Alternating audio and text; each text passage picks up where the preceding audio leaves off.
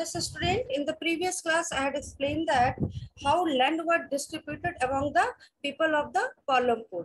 आपने देखा कि 450 peoples में 1/3 people were not having land, means 150 peoples were landless laborers.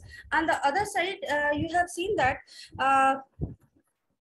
100 out of 100 240 peoples were having land, but they were having less than 2 hectares, and only 60 people were land only 60 people 60 family were having land more than 2 hectares. ठीक है, और 60 लोग जो बच गए, 60 लोग में जो थे उनमें से कुछ ऐसे लोग थे जिनके जमीन 2 हेक्टेयर से थोड़े अधिक थे, बल्कि कुछ लोग ऐसे थे जिनकी जमीन जो थी वो 10 हेक्टेयर के लगभग में थी.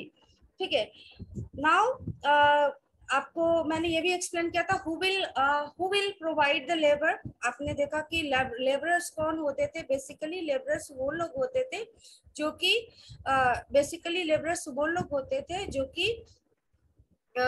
कि जो लैंडलेस जो लैंडलेस वर्कर्स थे, और दूसरी ओर वैसे लोग होते थे कि जिनके पास छोटी जमीन थी and they were unable to fulfil their requirements. ठीक है, वो अपने रिक्वायरमेंट को फुलफिल नहीं कर पाते थे, वैसे लोग थे. आपको मैंने ये भी बताया था कि वेजेस जो that was varied from place to place. और आपको मैंने बताया था कुछ लेबरर्स ऐसे होते थे जिनका जो कि पूरे होल टाइम के लिए होते थे, कुछ रीजनल वर्क लेबरर्स थे, तो या फिर क्रॉप टू क्रॉप जो था वो वेजेस वेरी करता था. ठीक है, तो there was a wide variation the duration of employment also. ठीक है, अगर सीजनल लेबरर्स हैं तो उनको at a time of sowing the seeds and at a time of harvesting labourers are appointed. ठीक है, that are called seasonal appointment. ठीक है, जब एक टाइम जरूरत के समय, खासकर खेती में अनाज को बोने के समय और अनाज को काटने के समय जब लेबरर्स का अपॉइंटमेंट किया जाता है उसे हम सीजनल एम्प्लॉयमेंट कहते हैं. और जब पूरे टाइम के लिए, पूरे सालों भर के लिए जब लेबरर्स को हायर किया जाता है तो वो होल डे के लिए जो लेबरर होते हैं होल ईयर के लिए, तो उनका एम्प्लॉयमेंट सीजनल एम्प्लॉयमेंट नहीं होता है. ठीक है, seasonal employment in particular season जब किसी को एम्प्लॉय किया जाता है. I was explaining about a labour his name was डाला, है ना. डाला के बारे में मैं आप लोगों को बता रही थी कि डाला का जो वेज है, जैसे कि आप जानते हो कि गवर्नमेंट जो है वो वेजेस फिक्स करती है. गवर्नमेंट जो वेजेस फिक्स करती है, जैसे कि गवर्नमेंट का जो है वो एक सपोर्टिंग प्राइस वेजेस फिक्स करती है ताकि कोई किसी से उससे कम पैसे देकर के उसका एक्सप्लॉयटेशन ना कर सके. यहाँ पर अप्रैल 2011 की बात है कि जब आज से 10 साल पहले जब की वेजेस गवर्नमेंट ने फिक्स किए थे 115 रुपया, तो वहां पर डाला को आपने देखा कि मात्र 80 रुपए उसे पेड किए जा रहे थे. ठीक है, तो ये था एक्सप्लॉयटेशन. लेकिन वहां पे लेबरर्स की संख्या इतनी अधिक थी कि लोग कम पैसे में भी काम करने के लिए तैयार हो जाते थे और इसका फायदा उठाते थे लैंड जिनके पास लैंड होती थी, जो एक दूसरे को हायर करते थे. ठीक है, अभी हमें अगला जो पॉइंट देखना है वो है the capital needed in farming. आपने देखा कि मॉडर्न मेथड ऑफ फार्मिंग होता है. मॉडर्न मेथड में HIV सीड्स यूज करना है, केमिकल फर्टिलाइजर्स यूज करना है, मशीन से खेती कर, threshers machine are use and tractors का यूज किया जाता है. तो आप देख रहे हो कि जितने भी चीजें यूज की जाती हैं ये इन सब के लिए पैसे की जरूरत होती है. तो यहाँ पर इस चीज को ही हम पढ़ेंगे कि कैपिटल जो है that is needed for the farming, for purchasing chemical fertilizers, for purchasing seeds. ठीक है, तो you have already seen that the modern farming method require a great deal of capital, so that the farmer now needs more money than before. In traditional methods क्या होता था, लोग हल बैल से खेती कर लिया करते थे, अनाज बो दिया करते थे, अपने पास जो सीड्स रखते थे वो बो दिया करते थे. लेकिन अब अच्छे प्रोडक्शन के लिए उन्हें सीड्स खरीदने पड़ते हैं, हाई क्वालिटी सीड्स खरीदने पड़ते हैं, तो इसके लिए उन्हें पैसे की जरूरत है. तो first point is given, most small farmers have to borrow money to arrange for the capital. ठीक है, सब जितने भी छोटे मोटे फार्मर्स होते हैं उन सबको पैसे उधार लेने पड़ते हैं ताकि सभी चीज को अरेंज कर सके। दे बोरो फ्रॉम लार्ज फार्मर्स और द विलेज मनी लेंडर्स और the traders who supply various input for cultivation. वो किससे किससे पैसे लेते हैं? वो बड़े बड़े फार्मर्स से पैसे लेते हैं, या जो महाजन जो होता है गांव में जो कि इंटरेस्ट पर पैसे देते हैं उनसे वो पैसे लेते हैं, या जो व्यापारी आते हैं, वैसे व्यापारी जो कि एग्रीकल्चर प्रोडक्ट्स ही सेल करते हैं, वैसे व्यापारियों से भी वो पैसे लेते हैं। तो इस तरह से वो डिफरेंट पीपल से they borrow money to fulfil their requirements related to agriculture. So rate of interest on such loans is very high. They are put to great distress to repay the loan. ठीक है, इनका जो rate of interest होता है वो काफी high होता है और उन पर काफी इस चीज का दबाव भी होता है कि वो लोन को रिपे कैसे करेंगे। Second thing is that in contrast to the small farmers and medium and large farmers have their own savings from farming. They are thus able to arrange for the capital needed. How do these farmers have their own savings? You shall find the answer in this next question. कहते हैं कि इसके अलावा कुछ जो छोटे मोटे किसान होते हैं या मीडियम इनकम वाले किसान होते हैं या बड़े किसान वाले जो होते हैं, उनका अपना फार्मिंग में अपना सेविंग होता है। कह रहे कि कैसे होता है? ताकि वो अपने जरूरतों को, अपनी रिक्वायरमेंट को वो मैनेज कर सके। ठीक है, तो ये कैसे होता है हम आगे देखेंगे। Among the three factors of production, we found that labor is the most abundant factor of production. There are many people who are willing to work as farm laborers in the villages, whereas the opportunity of work are limited. कहते हैं कि जो 3 factors हम production का पढ़े उसमें से सबसे इम्पोर्टेंट जो है वो इम्पोर्टेंट जो है सबसे वो है लेबर, क्योंकि लेबर जो है वो बहुत अधिक मात्रा में अवेलेबल। हमेशा क्या होता है कि काम करने वाले हमेशा अधिक मिल जाते हैं और जॉब जो है वो हमेशा कम होता है हर जगह पर। तो यहाँ पर भी बहुत सारे लोग जो है काम करना चाहते हैं खेतों में, जबकि अपॉर्चुनिटी जो होती है, वर्क अपॉर्चुनिटी ऑफ वर्क जो होता है वो कम होता है, वो लिमिटेड होता है। They belong to either landless families और small farmers. They are paid low wages and lead a difficult life. ये जो लोग होते हैं ये जनरली जो वर्कर्स होते हैं वो लैंडलेस वर्कर्स होते हैं। ठीक है, ये जो वर्कर्स होते हैं वो लैंडलेस वर्कर्स होते हैं और छोटे छोटे किसान होते हैं जिनकी अपने खेतों से रिक्वायरमेंट पूरा नहीं हो पाता, वे सारे लोग इसमें होते हैं। ऐसे लोगों को जनरली बहुत कम पैसे पेड किया जाता है। They are getting very low wages and they always lead a very difficult life due to scarcity of money. They get very difficult life. In contrast to labour, land is a scarce factor of production. Cultivated land area is आपको इसमें complete करना है बच्चों में, तो जो मैं बोल रही हूँ करते जाना है। एक जगह पे स्मॉल फार्मर्स था, उसको भरिएगा। In contrast to labour, land is scarce. ठीक है, अगर लेबर की तुलना में देखिए तो जमीन कम होता है and cultivated land area is limited. Cultivated land area भी कम है। सो मोreover even the existing land is distributed unequally among the people engaged in farming. There are a large number of small farmers who cultivate a small plot of land and live in condition not much better than the landless farm labour. अब देख रहे हो कि यहाँ पे कह रहा है कि जो लैंड जो है वो इक्वली डिस्ट्रीब्यूटेड नहीं है।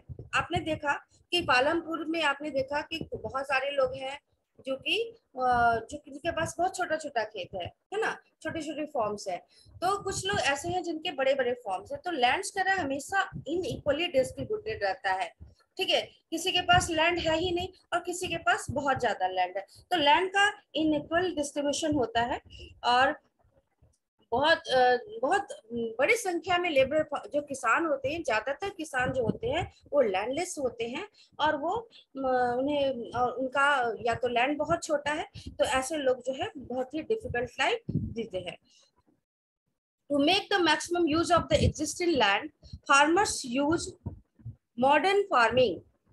To make the maximum use of the existing land, जितने भी लैंड है, जितने भी लैंड मौजूद हैं, आपने देखा कि मैंने जब पालमपुर की स्टोरी पढ़ाई थी उसमें मैंने बताया था कि वहां पर जो लैंड है उसका मैक्सिमम लैंड का यूज किया जाता है, मतलब जो बैरन लैंड है उसको यूज किया जाता है। इवन आपने पढ़ा कि एग्रीकल्चर वगैरह को काटा नहीं जाता है, खेतों को काटा नहीं जाता है, लेकिन उनका मैक्सिमम यूज किया जाता है। यहाँ पर भी इसी चीज को आपको फिलअप करना है।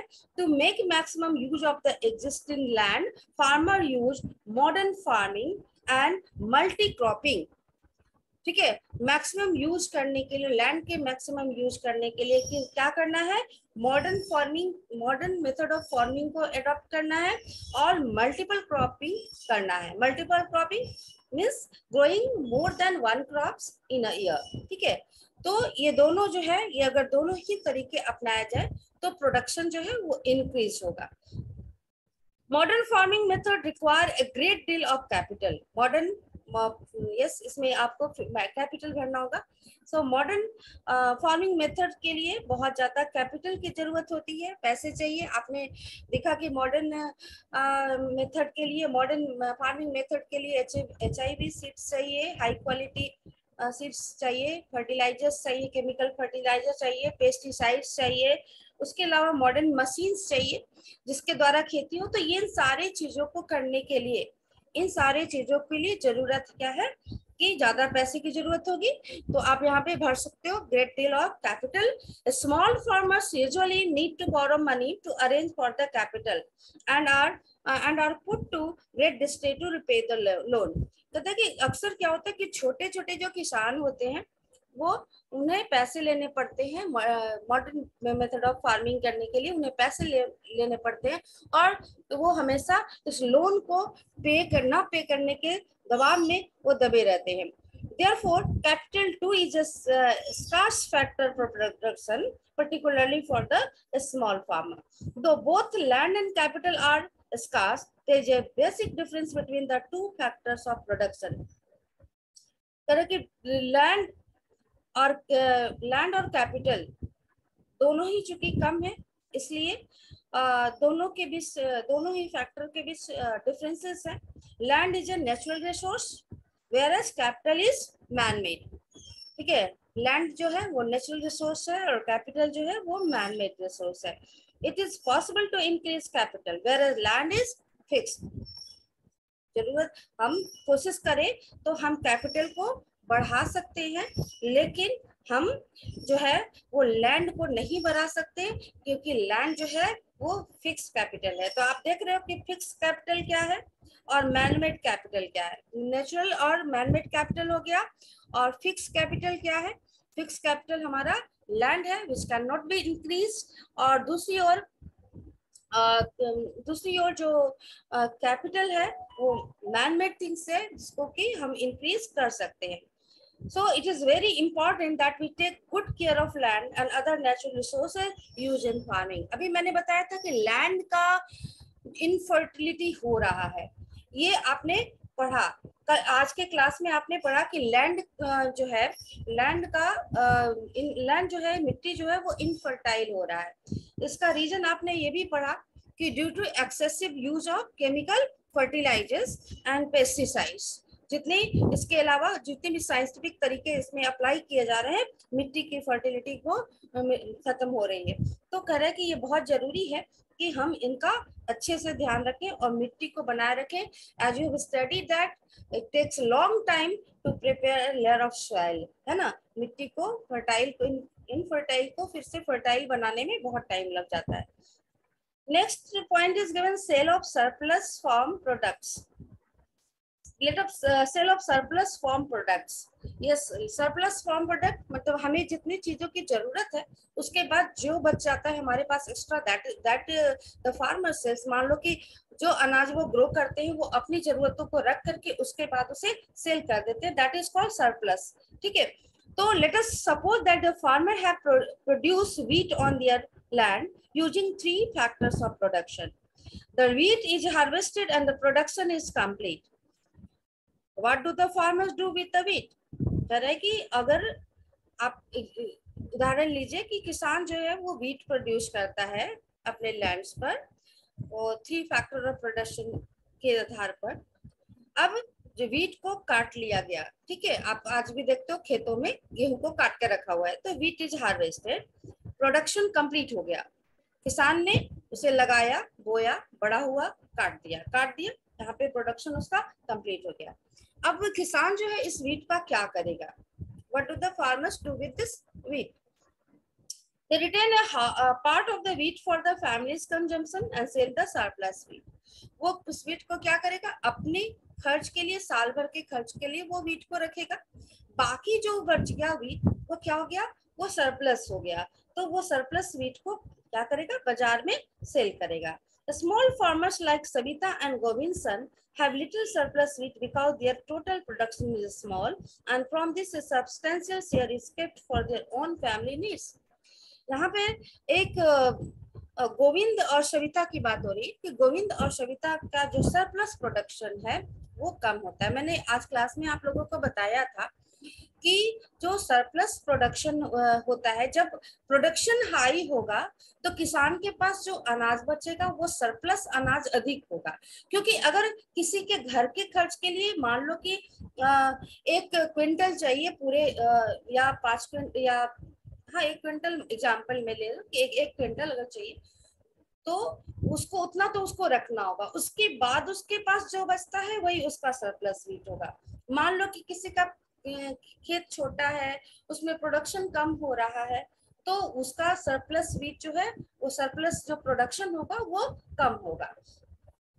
तो यहाँ पर आप सविता और गोविंद के बारे में करें कि उनके जो बेटे हैं उनके पास सरप्लस वीट बहुत कम है, ठीक है, और क्योंकि इनको अपने फैमिली के लिए रखना है, उसके बाद जो बचता है वो उन्हें सेल करना है। So it is the medium and large farmer who supply wheat to the market.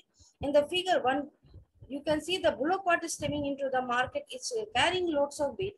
The traders at the market buy the wheat and sell it further to shopkeeper in the town and cities.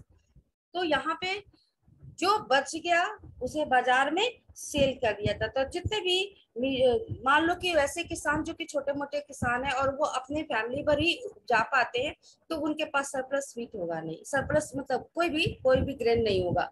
लेकिन वैसे किसान जो कि medium type के किसान हैं जिनके पास कुछ सरप्लस बच जाता है ग्रेन्स, और वैसे कि जो बड़े बड़े किसान हैं जिनके पास बहुत सारा अनाज बच जाता है सरप्लस में, तो वो उन्हें शहर के बाजार वहां से सामान को अपने शहर में भेजते हैं। तो जैसा कि आपने देखा था कि पालमपुर में किरायगंज वहां पे नजदीक था, तो वहां से पालमपुर से सारे सामान जो सरप्लस अनाज होते थे वो रायगंज जाते थे। तो यहाँ पर भी आप अपने शहरों में भी देखोगे कि गांव से जो अनाज है वो नियर बाई मार्केट की ओर जाते हैं, शहरों के मार्केट में जाते हैं, वहां से जो है वो ट्रेडर्स खरीदते हैं और उसे शहर में बड़े बड़े शहरों में या दूसरे जगह पे सप्लाई करते हैं, और वहां से होलसेलर से बाकी रिटेलर खरीदते हैं और उन्हें सेल करते हैं। तो इस तरह से चलता है। Tejpal Singh the large farmer has a surplus of 350 quintals of wheat from all his lands. He sells the surplus wheat all at the Raiganj market and has good earnings. Tejpal Singh दूसरी ओर आपने देखा कि सविता और गोविंद जिसके पास सरप्लस अनाज जो है वो ज्यादा नहीं है, दूसरी ओर तेजपाल सिंह है जो कि एक बड़े किसान हैं, उनके पास 350 क्विंटल गेहूं जो था वो एक्स्ट्रा है, सरप्लस है, और वो उसे बाजार में रायगंज के बाजार में बेच करके अच्छा इनकम कमाते हैं। What does Tejpal Singh do with his earning? वो अपने पैसे से क्या करते हैं Tejpal Singh? Last year Tejpal Singh had put most of the money in his bank account. Later he used the saving for lending to farmers like Savita who were in need of a loan. उन्होंने क्या किया? अपने बचे हुए पैसे को, सारे पैसे को उन्होंने गेहूं बेचा, गेहूं बेचकर उन्होंने अपने जो पैसे कमाए उसको उन्होंने बैंक में रख दिया, और उसी पैसे से वो सविता और गोविंद जैसे जो छोटे किसान हैं उनको वो उधार देते हैं, उन्हें वो कर्ज देते हैं, ठीक है। तो कह रहा है कि जो वैसे किसानों से छोटे छोटे किसान जिन्हें पैसे की जरूरत होती है उन्हें वो कर्ज देते हैं, और उनका रेट ऑफ इंटरेस्ट काफी हाई होता है। He also used to saving to arrange for the working capital for farming in the next season. उसके अलावा वो वर्किंग कैपिटल का अरेंजमेंट भी करते हैं ताकि अगले सीजन में उसका यूज हो सके। अच्छा बच्चों, वर्किंग कैपिटल में मैंने क्या बताया था, जल्दी बोलिए। वर्किंग कैपिटल,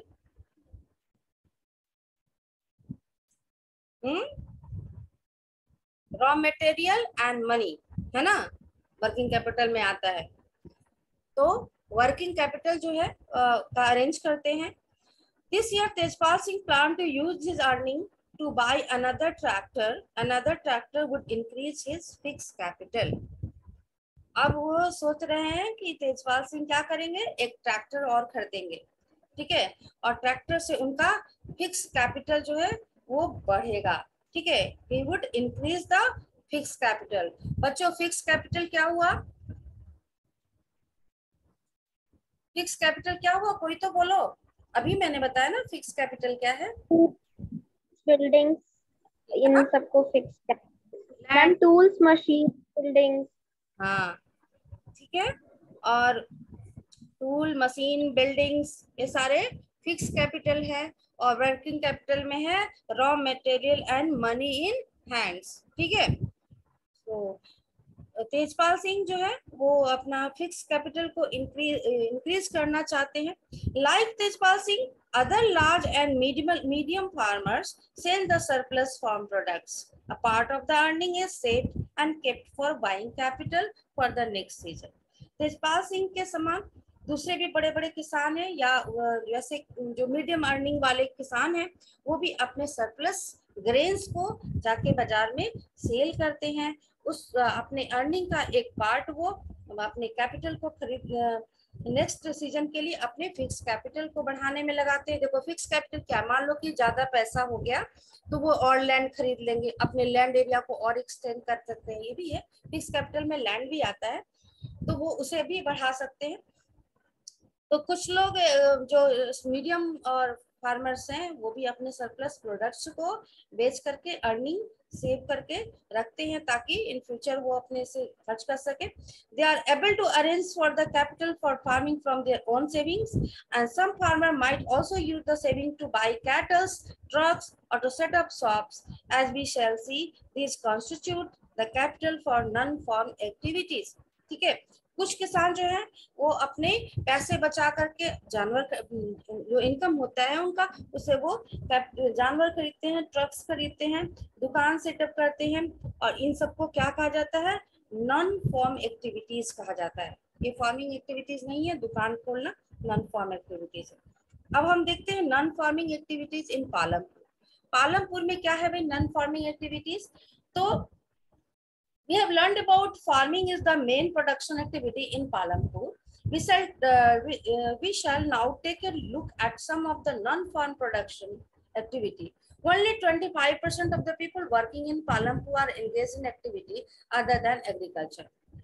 टोटल जितनी पॉपुलेशन है पालमपुर में, पालमपुर के टोटल पॉपुलेशन का 25% पीपल जो है वो नॉन फार्मिंग एक्टिविटीज में लगे हुए हैं। नॉन फार्मिंग एक्टिविटी जो कि वैसी एक्टिविटी जो कि फार्म खेती से संबंधित नहीं है, जैसे कि डेयरी का काम करते हैं। तो dairy is common activity in many families of Palampur, ठीक है। डेयरी यानी कि दूध उत्पादन करना, उसको सेल करना, ये सब काम जो है बहुत सारे फैमिली वहाँ पे करते हैं। People feed their buffaloes on various kinds of grass and the jawar and bajra that grow during the rainy seasons. The milk is sold in Raiganj, the nearby large villages. Two traders from Shahpur town has set up collection cum chilling centers at Raiganj, from where the milk is transported to far away from town and cities. यहाँ पे बहुत सारे यहाँ पे जो लोग हैं, मैंने आपको बताया कि 25% लोग जो हैं वो अदर नॉन फॉर्म एक्टिविटीज में लगे हुए। तो कह रहे कि डेयरी वहाँ का एक बहुत इम्पोर्टेंट एक्टिविटीज माना जाता है। लोग अपने जानवरों को, आपने मैंने बताया था कि मल्टीपल क्रॉपिंग में कि वहाँ पे ज्वार और बाजरा ग्रो होता है जो कि कैटल फीड है, तो जानवरों को वो ज्वार बाजरा खिलाते हैं, डेयरी सीजन में वहाँ ग्रो होता है। वहाँ की जो मिल्क है वो रायगंज बेचा जाता है। रायगंज में जो कि पालमपुर से सटा हुआ एक टाउन है। वहां पे ट्रेडर्स जो है, शाहपुर के 2 ट्रेडर्स क्या करते हैं कि सारे मिल्क को कलेक्ट करते हैं और फिर रायगंज के चिलिंग सेंटर में ले जाते हैं, जहाँ पे कि दूध को प्रोटेक्ट करके रखा जाता है ठंड में, ठीक है। तो वहां से और फिर उससे क्या किया जाता है कि वहां से रायगंज के चिलिंग सेंटर में कलेक्ट करने के बाद उसे डिफरेंट टाउन एंड सिटीज में उसे सोल्ड किया जाता है। तो इस तरह से ये एक लोगों का इनकम का जरिया है। पालमपुर में लोग नॉन फार्मिंग एक्टिविटीज, अगर आपको पूछा जाएगा तो आप इसको लिखोगे कि dairy farming is non farming activity. Okay, so next, an example of small scale manufacturing in Palampur. At present, less than 50 people are engaged in manufacturing in Palampur. क्योंकि अभी लगभग 50 लोग जो है वहां पे वो मैन्युफैक्चरिंग काम में लगे हुए हैं। क्या मैन्युफैक्चरिंग करते हैं जस्टी? Unlike the manufacturing that take place in big factory in the town and city, manufacturing in Palampur involve very simple production methods. ठीक है, ये बिल्कुल डिफरेंट मेथड है, बहुत सिंपल मेथड से वहां पे होता है and are done on a small scale. ठीक है, छोटे स्केल पे, लार्ज स्केल में बड़ी बड़ी फैक्ट्री पे होता है, स्मॉल स्केल छोटे छोटे घरेलू स्तर पे काम किए जाते हैं। They are carried out mostly at home or in the field. They are mostly carried out mostly at home or in the field with the help of family labor. Rarely are labored hire. Generally क्या होता है कि यहाँ पर labour को higher नहीं किया जाता, घर के लोग जो हैं वही इस काम को कर लेते हैं। मतलब घरेलू तौर पे इस तरह के होते हैं, तो आकर घर के लोग सारे काम कर लेते हैं, लेबर को हायर जनरली नहीं किया जाता है। ठीक है, Misri Lal has purchased a mechanical sugarcane crushing machine run on electricity and has set up it on the field. Sugarcane crushing was earlier done with the help of blocks, but people preferred to do it by machine this day. Misri Lal also buys sugarcane from other farmers and process it into jaggery. The jaggery is then sold to traders at Sahapur. In the process, Misri Lal makes a small profits. मिस्री लाल ने एक mechanical sugarcane crushing machine खरीदा है। ठीक है, और ये electricity से चलता है। इसके द्वारा वो गन्ने का जूस निकालता है, उसका जैगरी तैयार कराता है, गुड़, और उसके बाद उसे बेचता है। ठीक है, उसके जो शाहपुर के जो व्यापारी लोग हैं उनको वो सेल करता है और सेल करके वो प्रॉफिट कमाता है। ठीक है, now one more example is given that Kareem has opened a computer class center in the village. In recent years, a large number of students have been attending college in Sahapur town. Kareem found that a number of students from the village are also attending computer classes in the town. There were 2 women in the village who had a degree in computer applications. He decided to employ them. He bought computer and set up the classes in front of the room at their house, overlooking the market. The high school students have started attending them in good numbers. करीम जो है वो उसने computer class start किया है। वो देख रहा था कि शहर से लोग, गांव से लोग शहरों में जाते हैं, बच्चे पढ़ने जाते हैं, बहुत सारे स्टूडेंट्स जाते हैं, इसलिए उसने क्या डिसाइड किया कि वो 2 औरतें हैं जो कि कंप्यूटर एप्लीकेशंस की कोर्स की हुई है, उसने डिसाइड किया कि वो घर के अंदर वो अपने कंप्यूटर लगा देगा और वो क्लासेस स्टार्ट कर देगा। आज के डेट में जितने भी 10th पास स्टूडेंट्स हैं वो आकर वहाँ पे क्लास करते हैं। तो ये है नॉन फार्मिंग एक्टिविटीज। ठीक है, फार्मिंग एक्टिविटी से हटकर जो काम हुआ वो नॉन फार्मिंग एक्टिविटी। थोड़ा सा just little bit is left, I don't know time is left or not. So people involved in the shopkeeper of Palanpur.